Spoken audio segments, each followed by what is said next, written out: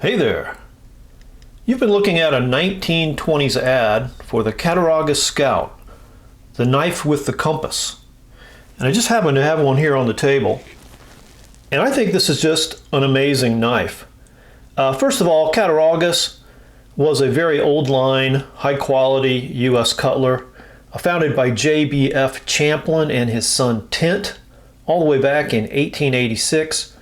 This company operated all the way up until 1963. I've done a video on the history of Cattaraugus. I'll splice that to the end of this one if you'd care to watch that. But what I think makes this knife so amazing is all the trouble and innovation they went to make a compass work in a knife handle. Now, as far as I know, this is the first Scout or utility knife that had a compass in its handle. Tint Champlin filed for a patent on this idea back in August 9th, 1913, and was granted that patent on November 3rd, 1914. Here's an image from the patent application.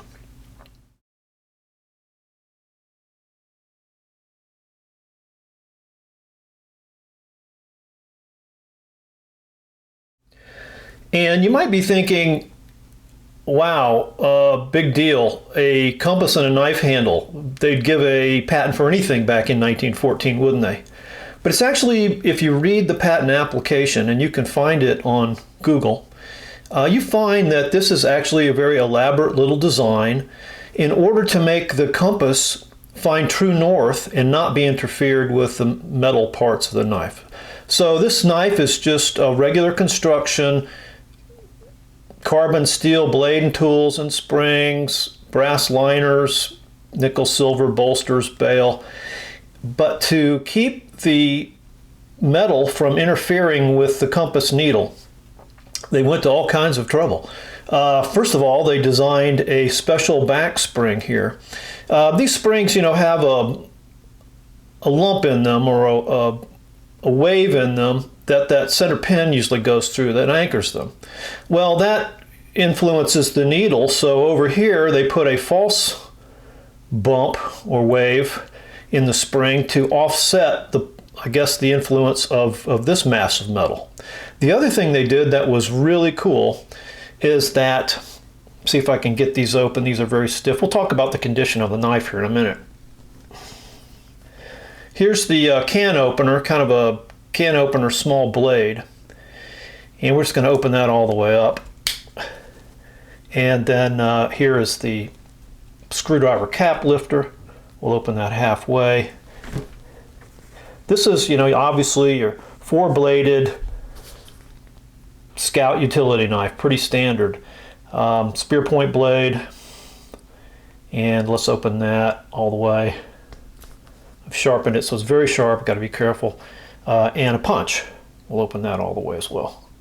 Now, I usually don't like to do this, open opposing tools halfway that are on the same spring, because it puts undue pressure on these old springs. But I have to do this to show you what is a really cool feature about this knife.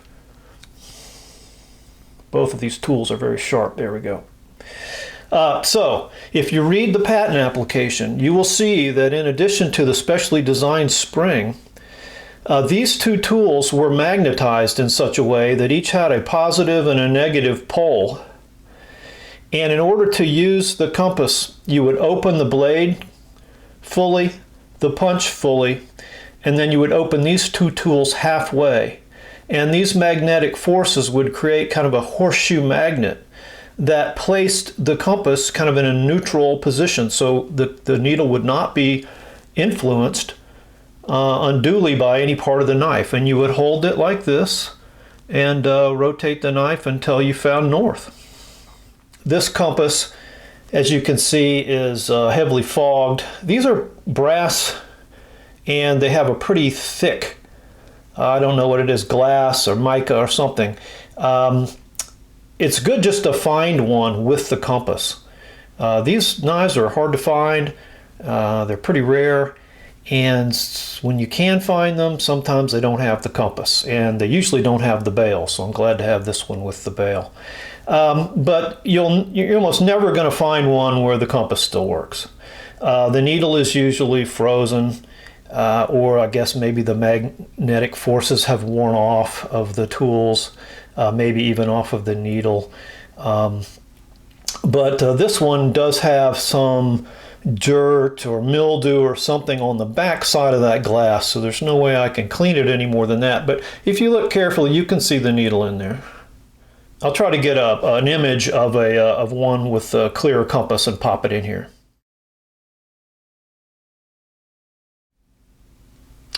So that's what the patent was all about, and I thought that was just a pretty elaborate thing that somebody would do to be able to put a compass in a knife handle that really was intended for boys and young men. As a matter of fact, I got another ad that I want to show you, and this ad is from an August 1914 Boys Life magazine, and it shows the knife being offered along with a subscription to Boys Life. If you wanted to subscribe to Boys Life for 1 year, that cost you $1. If you wanted to have this knife thrown in to sweeten the deal, total price for the magazine and the knife, $1.10.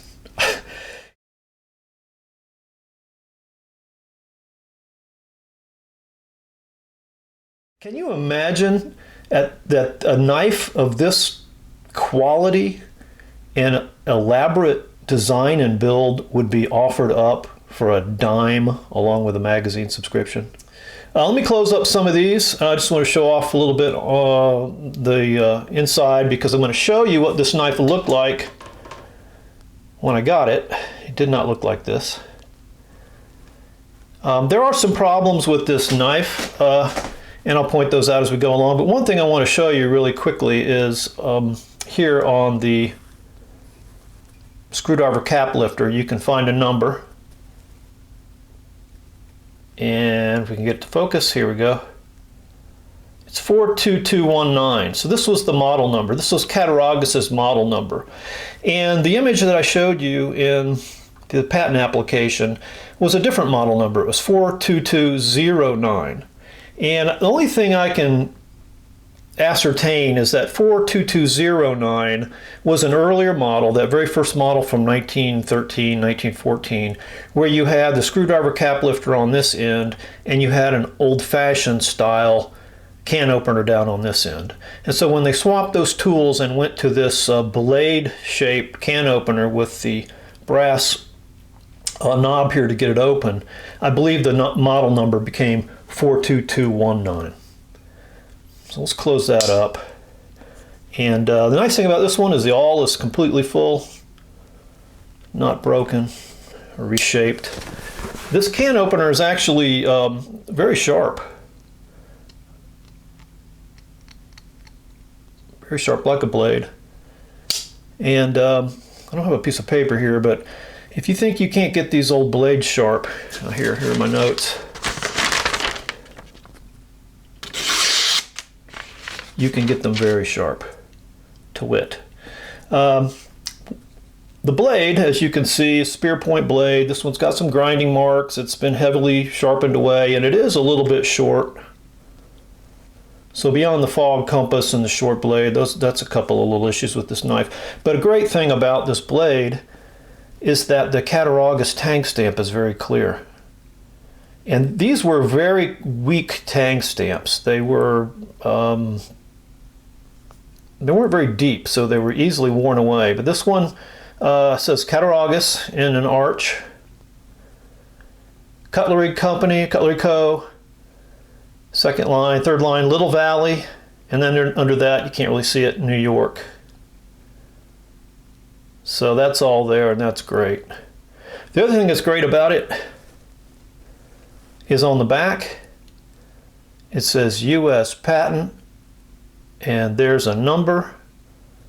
I don't have it memorized, and I don't know if I can read that off to you, but it's the exact same patent number that you find on that patent application and the diagram that I showed you earlier from Tent Champlin.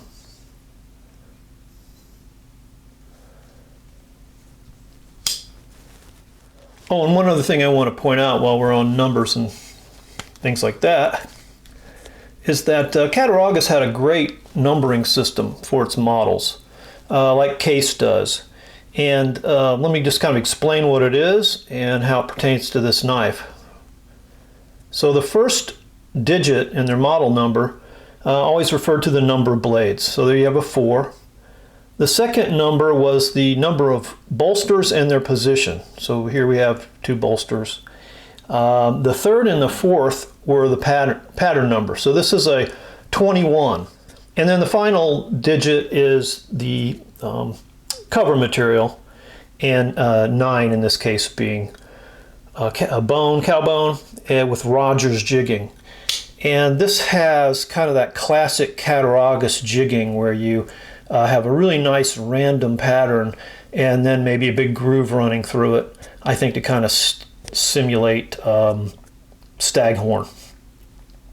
So there's been a look at the Cattaraugus Scout, the knife with the compass, a really cool historic knife with a really unique idea at the time and a really ingenious build.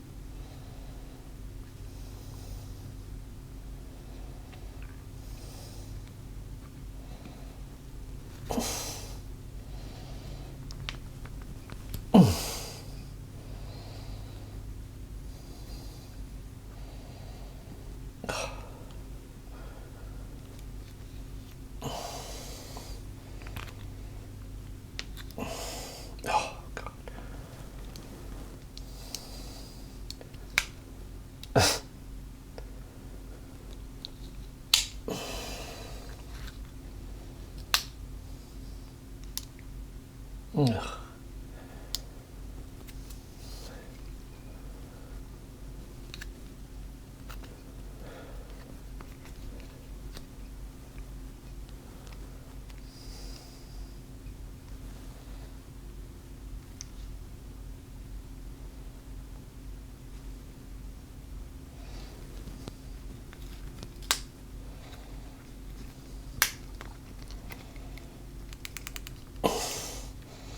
Oh, God.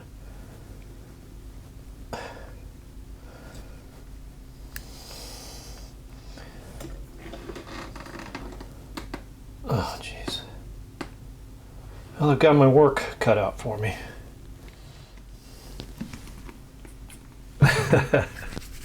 Yuck.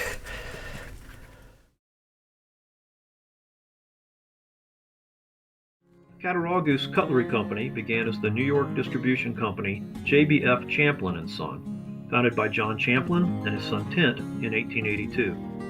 The Champlins expanded into knife production, and along with W.R. Case and his brothers, they formed Cattaraugus Cutlery in 1886, based in Little Valley. The company hired expert cutlers from Germany, England, and other U.S. manufacturers to produce high-quality cutlery. Admiral Byrd selected Cattaraugus knives to take on his expedition to the South Pole. Over time, the Case family separated from Cattaraugus to form W.R. Case & Sons Cutlery Company, incorporated in 1905. Cattaraugus closed business in 1963. 2 separate fires destroyed the building in August 2015 and August 2016. It had stood for several decades vacant and had fallen into severe disrepair by the time of the first fire.